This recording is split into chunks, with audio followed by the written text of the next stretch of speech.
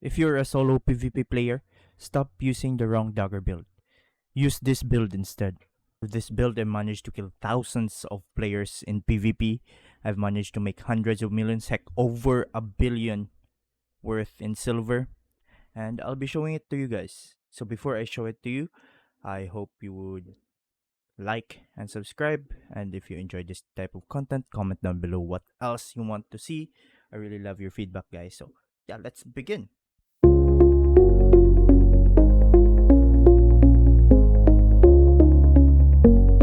So for the build, we have the daggers, one-hand dagger or master dagger. I will say daggers, but anyways, sandals, hunter jacket, torch, helm of valor, and a Valonian cape.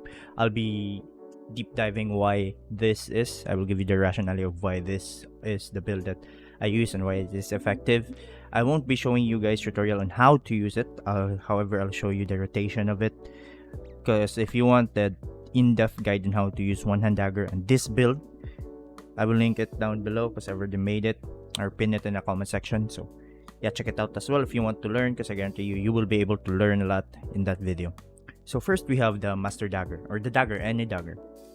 So what you need is this one, the deadly swipe. This is non-changeable, right? So you cannot change the skills. So this stays stagnant. The shadow edge and the first passive.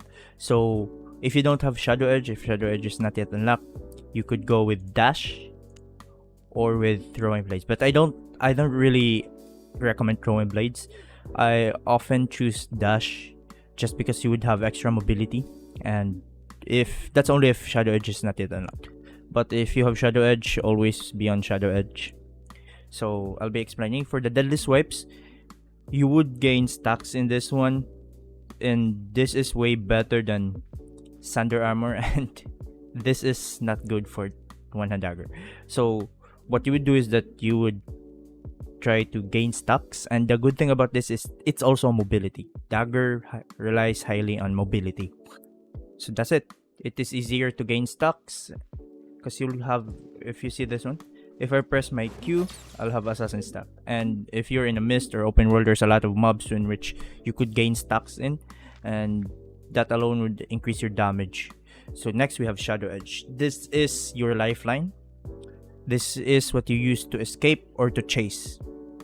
So depending on the situation, if you need to kite, if you need to actually create distance, you would use this one. You would just shadow edge on a mob, you just shadow edge on a critter or something. And if you want to close your distance, you would also need this one. You would shadow edge your enemy. So for example, you're doing like a combo, you're doing R and E, and then your enemy suddenly tries to run away or manage to create distance. Like for example, if it's a bow, it's use those pew shot, and then they will be far. So yeah, you would use shadow edge to catch up to them. That's the use of shadow edge as well. Next we have the passive. So for the passives, there's a lot of debate or a lot of questions whether you should use auto attack speed or deep cuts. And honestly, 100% of the time, just use deep cuts. And here's the reason to it. You already have a hunter jacket, you are in hunter jacket, and your torch. You don't need any more attack speed, but deep cuts actually deals more damage in the long run, rather than auto attack speed, right? Because this could be purged, or if your enemy creates distance and you don't have any attack speed. I cannot emphasize how many times I killed a lot of players using deep cuts. Also helpful for PvE as well. So deep cuts is the option. For the next options we have, for the next equipment, we have the mage sandal. So the mage sandal, it's not really necessarily mage sandal. You could use any sandal at all, because what we'll be getting is the energetic sprint and the aggression. So these are the skills that you would want to have in your equipment, except if you're overloaded, then you could do career. But don't forget to, you will be overloaded because this build will just disseminate other players and you will get a lot of loot. So yeah, you will have to swap every now and then if you're overloaded, but don't forget to swap back to aggression. So that's it for the Sandals. Next is Torch. Obviously, the cooldown rate and the auto attack speed, very good.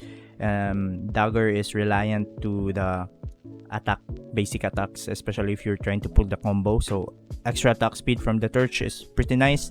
The cooldown itself, it's a very cooldown reliant weapon as well, just like every other weapon, but this is much more heavily cooldown reliant because without your E, you're basically useless.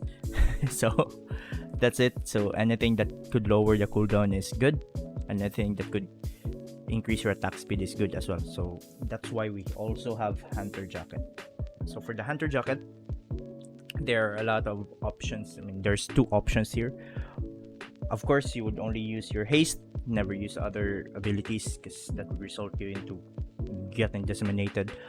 But for the passives, there are two scenarios in which you could swap these two passives. If you are running 7.1, tier 8 below or tier 8.1 below, I would highly suggest Swiftness, which increases your attack speed. As I've said, an additional attack speed is good. But if you're running 8.1 above, you should go with a balanced mind. This would greatly benefit you rather than the Swiftness because you already have a 8.1 Torch, which gives you a very, very, very high attack speed. But if you still want to do Swiftness, then that's up to you. But what I often do is that if I'm 8.1 above, I use Balanced Mind, and if I'm 8.1 below, I use Swiftness.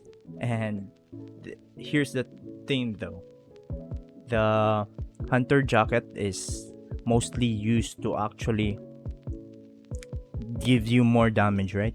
R&D. So that's actually a very good chest piece to use. A lot of people say you should use Assassin Jacket. Yeah, that would work in some accord. You would survive more, but your damage output would be very low. So this is the bread and E is the butter. So it's a perfect combination. Or this is the bread and E is the peanut butter. I don't know. But anyways, there's that. And one of the best and one of the most important equipment for one-hand dagger. I mean, all of it are vital. But I would say that you would win most fight because of this Helmet of Valor. Every single player in the Mists or in PvP have a lot of defensives, have a lot of way to escape from you when you do your combo. This is the solution to that. So if they try to sprint, you use your Helmet of Valor to purge your sprint. If they use their chest piece such as Cleric Robe or this Inferno Shield, you would use your Helmet of Valor to purge it as well. And it's an area of effect, so the actual usage of Helmet of Valor requires a little bit of skill and timing as well, so you might need to practice that as one. A lot of people say that why not use like Fiend Call, because it's like an auto-targeted, right? But here's the thing though, Fiend Call cannot purge invisibility, and one of the biggest weakness for daggers is invisibility, or anything that actually creates a space in which you would not be able to execute your combo properly. So yeah, invisibility is one of the greatest enemies. So use your Helmet of Valor to purge those types of abilities.